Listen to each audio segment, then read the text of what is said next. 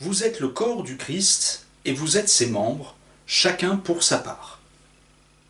Voilà ce que Paul nous dit, entre autres, dans ce célèbre chapitre 12 de sa première lettre aux Corinthiens. Alors vous, comme partie du corps, vous êtes plutôt quoi? Vous vous sentez plutôt pieds, plutôt bras, plutôt tête, œil, main, que sais-je? Je le dis à moitié en plaisantant parce que l'image que Paul emploie ici est une de ses plus célèbres parce que sans doute une des plus pédagogiques. On l'utilise souvent d'ailleurs dans les célébrations avec les enfants, au catéchisme, pour leur faire comprendre des choses importantes, en effet, de la réalité de l'Église. C'est valable pour nous aussi en tant qu'adultes. Je crois qu'il faut prendre ce texte assez au sérieux derrière l'image qu'il y a, qui peut renvoyer peut-être en effet à des souvenirs d'enfance. On a des choses très importantes à pouvoir aller regarder par rapport à cela. D'abord, rappelez que nous sommes donc tous membres du corps du Christ. C'est nous qui le composons. C'est-à-dire que c'est nous qui donnons Christ à voir au monde. Le corps, pour un être humain, c'est ce qu'il montre aux autres, et c'est ce par quoi il est en contact principalement avec les autres. Eh bien, si nous, les chrétiens, nous sommes le corps de Christ, c'est que notre assemblée montre le Christ en quelque sorte. Nos réactions, nos comportements, nos interactions les uns avec les autres disent quelque chose de qui est Christ autour de nous. Mine de rien, ça c'est déjà une chose très très importante. Et puis bien sûr, il y a cette idée qui est développée ici par Paul et qui est très importante, que chacune des parties du corps est forcément rattachée aux autres et ne peut pas prétendre à une autonomie. L'œil ne peut pas dire à une autre partie du corps « j'ai pas besoin de toi ». La tête ne peut pas le dire aux pieds, etc., etc. Eh bien, ça veut dire que tous, dans l'Église, nous sommes aussi interdépendants, solidaires les uns des autres, que chacun d'entre nous, au regard du Christ, pour former le corps du Christ, ne peut pas prétendre exister sans les autres. On a absolument besoin d'une vie communautaire. C'est aussi cela, je crois, que j'entends ici, comme élément important. Et je crois qu'aujourd'hui, c'est toujours important de le rappeler à une époque où nous avons des moyens techniques qui peuvent nous permettre d'être des chrétiens isolés. Eh bien, ne restez pas un orteil tout seul. Rejoignez le pied, et rejoignez la jambe, et rejoignez tout le corps. C'est ça que, quelque part, ici, Paul veut aussi nous dire. C'est très bien de pouvoir aller suivre des prédications, des enseignements sur Internet, sur YouTube, etc., etc. Mais nous ne pouvons pas véritablement faire l'économie de l'incarnation du corps du Christ auprès des frères et sœurs dans une communauté vivante, physique, en présentiel, comme on dit aujourd'hui. Déjà parce que tout simplement, bah oui, ça nous fait affronter l'épreuve de l'altérité, l'épreuve de la dissonance avec d'autres personnes. On n'est pas toujours tous obligés de beaucoup s'apprécier, mais en fait c'est pas ça le fond du problème. Le fond du problème, c'est que nous faisons, que ça nous plaise ou non, tous partie du même corps. Et que c'est un excellent atelier pour mettre en œuvre tout ce à quoi le Christ nous a appelés, l'amour, le pardon, l'humilité, le service, etc. etc. C'est pas rigolo, mais la vie chrétienne, si j'ose dire, est à ce prix. On ne peut pas se dire chrétien comme ça et dire « oh, j'aime tout le monde » quand on rencontre personne, finalement.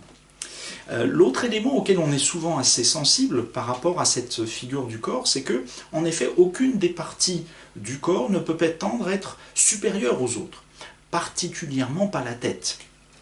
En effet, dès l'époque de Paul, il ne faut pas se mentir, quand on parle de la tête, on parle de la fonction dominante, évidemment. La tête, c'est depuis la tête que tout le reste du corps peut recevoir des impulsions pour agir. Mais Paul le redit de manière très forte, et de toute façon c'est une vérité d'évidence, la tête sans le corps, ça ne marche pas bien.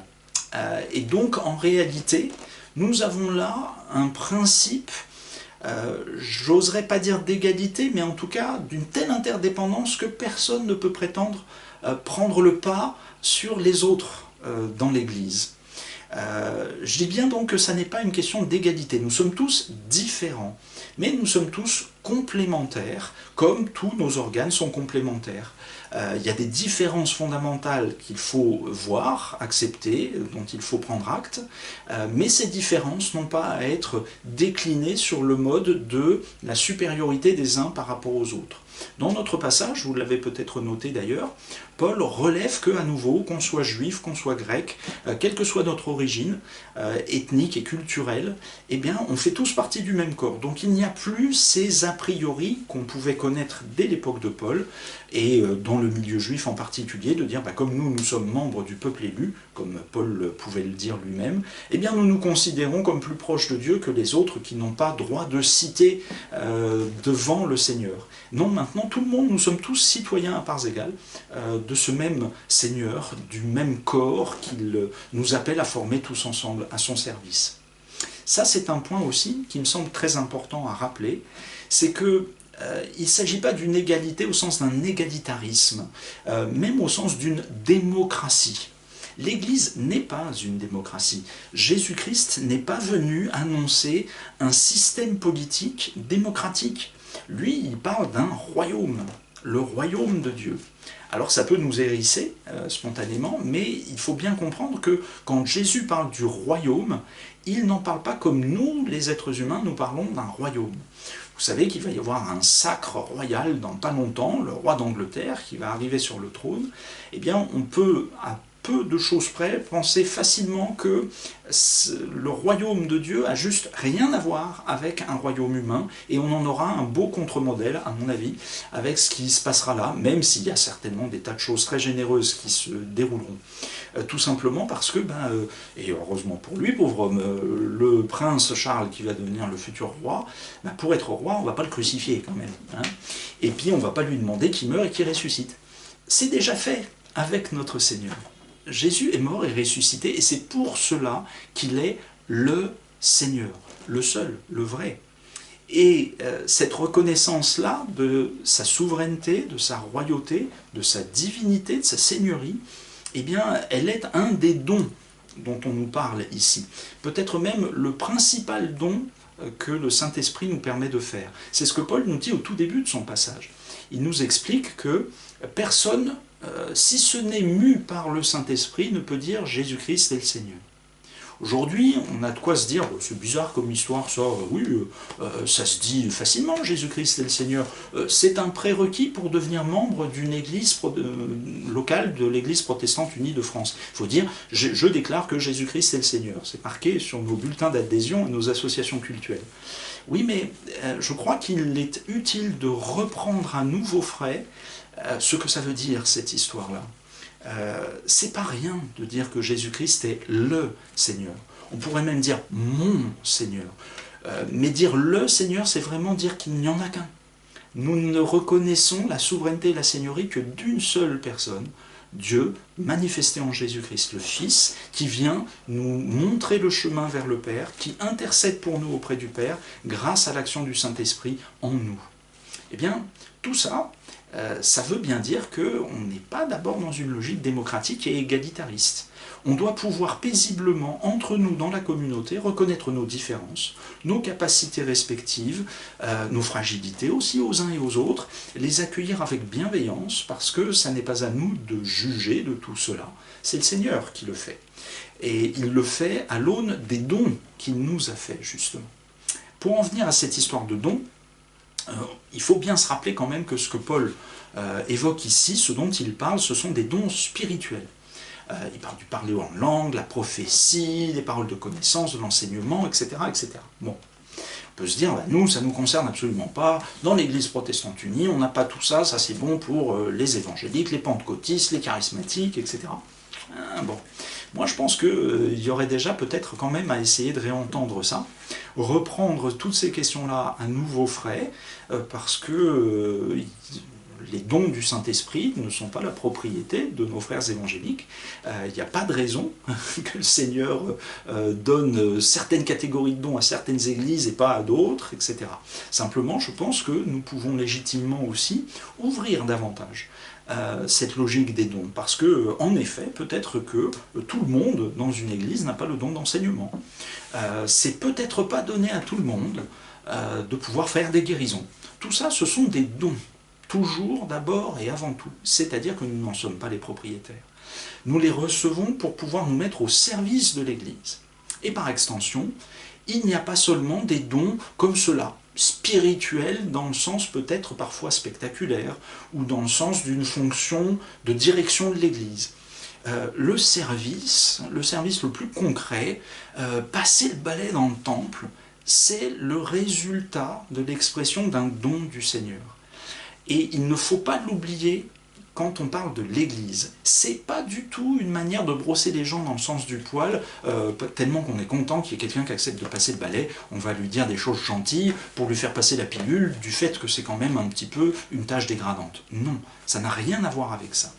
C'est dans ces tâches les plus humbles-là, dans le fait de faire la vaisselle à la fin du culte, quand on a partagé la Sainte Seine, ou bien après un repas de paroisse, quand on range les tables pour faire de la place dans la salle, etc. Tout ça, c'est du service, c'est une activité de service, et le Seigneur nous met ça dans le cœur, comme il peut mettre dans le cœur une parole qui va être pour aider au discernement de quelqu'un, une parole prophétique, ou bien quelque chose qui va aider la communauté à grandir. Dans tous ces cas-là, il s'agit d'abord et avant tout d'un don du Seigneur, de quelque chose de spirituel, qu'il faut donc prendre très au sérieux, dans un esprit, encore une fois, de service. Parce que c'est peut-être ça qu'on a beaucoup de mal à comprendre et à accepter aujourd'hui dans nos églises. Dieu nous fait des dons, oui, c'est vrai, mais il ne nous les fait pas parce que nous les méritons. Il ne nous les fait pas parce que nous sommes tellement chouettes, nous, qu'on ne peut avoir que des dons, évidemment. Non, il nous les fait malgré toute notre misère, malgré tout notre péché, comme expression de sa grâce, pour que nous le servions lui. Ces dons-là, ils n'ont pas d'abord à nous faire mousser nous, si j'ose dire. J'ai peut-être des dons, mais ce n'est pas une raison pour en être fier pour moi-même. La fierté que je peux avoir, elle est en Christ, qui fait surtout avec mes faiblesses et qui compense toutes mes faiblesses par rapport aux dons que je peux peut-être essayer de mettre en œuvre. Donc tout ça, c'est pour faire avancer d'abord et avant tout son royaume. C'est quelque chose qui est difficile pour notre orgueil à entendre ça. Oui, nous ne sommes pas chrétiens pour nous-mêmes. Nous ne sommes pas chrétiens parce que nous le valons bien. Nous sommes chrétiens parce que nous sommes appelés au service du Seigneur, par celui qui nous a sauvés. Il nous a sauvés pour ça. Il nous sauve chaque jour pour que nous puissions marcher à sa suite, le servir et, à travers notre vie, permettre à d'autres personnes de se dire, mais en fait, c'est lui qu'il faut suivre, pas le chrétien, le Christ. C'est ce Christ que tous ceux-là suivent, et ben on va se mettre à la suite avec eux, pour que ce royaume devienne toujours plus concret et avance toujours plus. Vous voyez, frères et sœurs, cette image du corps, elle est, je crois, vraiment très importante à entendre et à réorienter dans notre compréhension de ce que c'est que l'Église. Tout ça, d'abord, c'est vraiment un don. Alors, interrogez-vous, comme je vous l'ai proposé au début de cette prédication. Quels sont vos dons? Et en quoi vous font-ils penser à un élément du corps? Et alors, dites-vous, bien, ces dons, je les ai reçus de la part du Seigneur, peut-être qu'il est temps maintenant que je les rende à l'Église. Comment je peux faire pour servir dans l'Église en utilisant ces dons? Comment je peux faire pour être vigilant à ce que mes dons ne prennent pas une place énorme dans l'Église et que ça ne se tourne pas finalement à la recherche de mon bénéfice, de mon profit personnel? Comment je peux faire pour que vraiment, dans l'humilité, dans la joie, je puisse apporter ces choses-là à l'Église pour que, eh bien, elle-même, elle fonctionne mieux et elle remplisse mieux sa tâche, qui est d'incarner le corps du Christ et de le montrer, de le rendre présent autour de nous dans le monde d'aujourd'hui. Ça peut être une belle piste, ça, alors que nous nous orientons vers le temps de la Pentecôte. Chacun d'entre nous, posons-nous la question, quels sont mes dons et comment je peux faire pour les mettre au service de l'Église afin que l'Évangile rayonne autour de nous? Ainsi soit-il.